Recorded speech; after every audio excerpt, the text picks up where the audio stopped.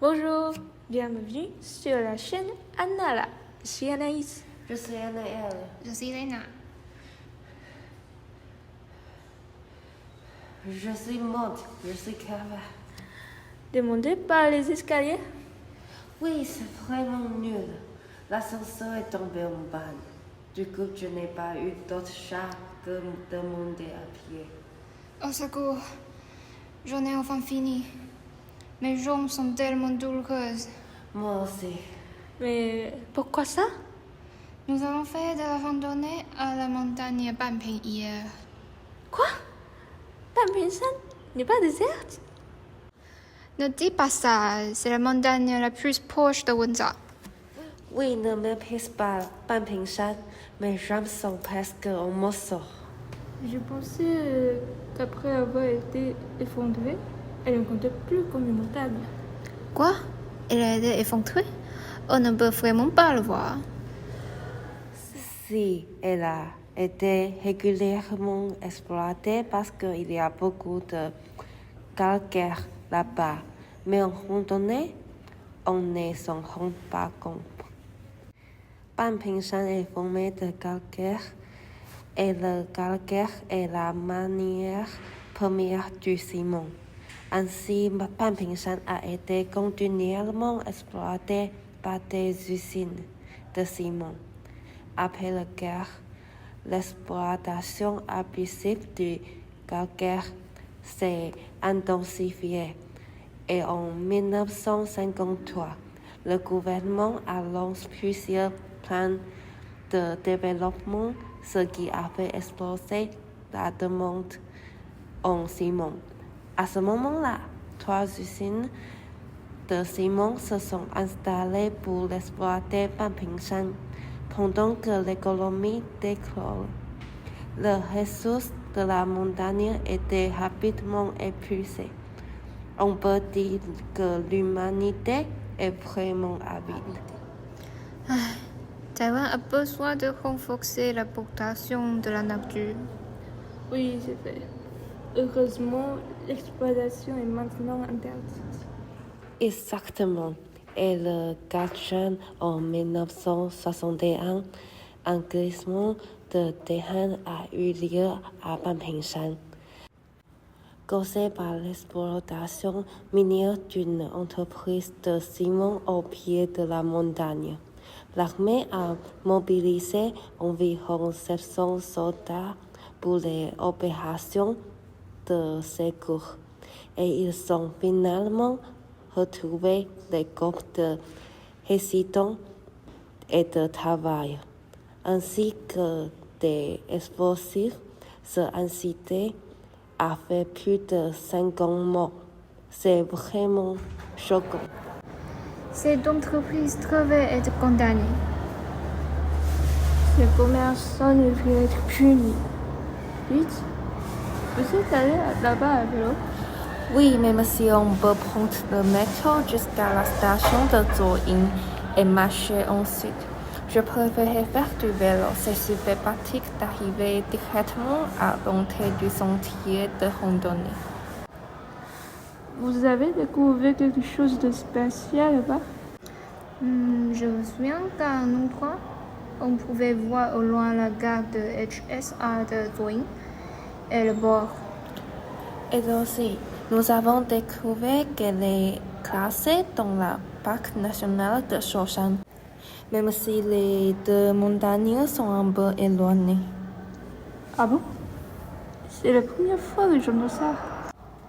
Et en plus, si tu continues sur le sentier, tu peux atteindre le fort du Pic Nord, qui a été construit pendant l'occupation japonaise comme un tunnel militaire. Après la Seconde Guerre mondiale, il a été oublié dans Banpingshan et vient juste d'être redécouvert. Il y a aussi une terre humide près du belvédère. Mais comme nous y sommes allés, il n'y avait pas d'eau. Je pense que c'est parce qu'il n'a pas plu récemment. Après tout, c'est un bassin de sédimentation et sa principale fonction est de gérer les eaux et les sédiments qui descendent Panpingshan. Pendant les fortes pluies, la montagne est devenue instable à cause de l'exploitation excessive et les sédiments descendent facilement avec la pluie. Ça ne devrait pas tarder, n'est-ce pas? Il y a un typhon prévu la semaine prochaine, non? Oui, c'est vrai.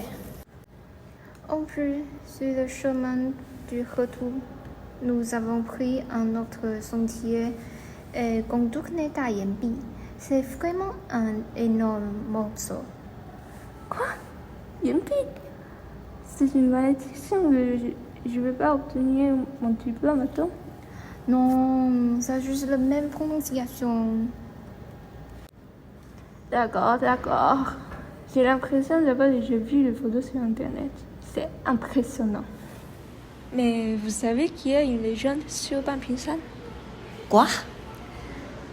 Il était une fois un immortel nommé Han Zhongli qui, pour trouver un disciple de valeur, se transforma en vendeur de blé de riz.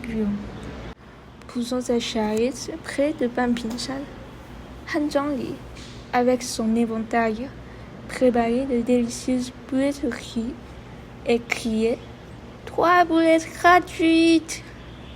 Les gens affluaient, avares, mangeant sans payer, ce qui le déçut. Quelques jours plus tard, un jeune homme nommé Chen apparut, payant honnêtement pour 5 boulettes de riz. Il expliqua qu'il ne voulait pas que Han Zhongli subisse des pertes, et ces mots touchèrent profondément Han Zhongli, qui le considéra comme le disciple idéal. Han Zhongli révéla son identité à Chen, souhaitant le prendre comme disciple. Mais Chen souhaitait d'abord obtenir l'accord de ses parents. Après avoir obtenu l'approbation de ses parents, Chen devient le disciple de Han Zhongli. À ce moment-là, ceux qui avaient auparavant profité de la situation découvrirent la vérité et vinrent s'excuser, désirant apprendre l'art de l'immortel. Cependant, ils avaient trop mangé et avaient mal au ventre. Han Zhongli emmena Chen retourner à la montagne des immortels pour s'entraîner, laissant ceux qui étaient avides dans la souffrance de leur remords. Il y a donc une des légendes.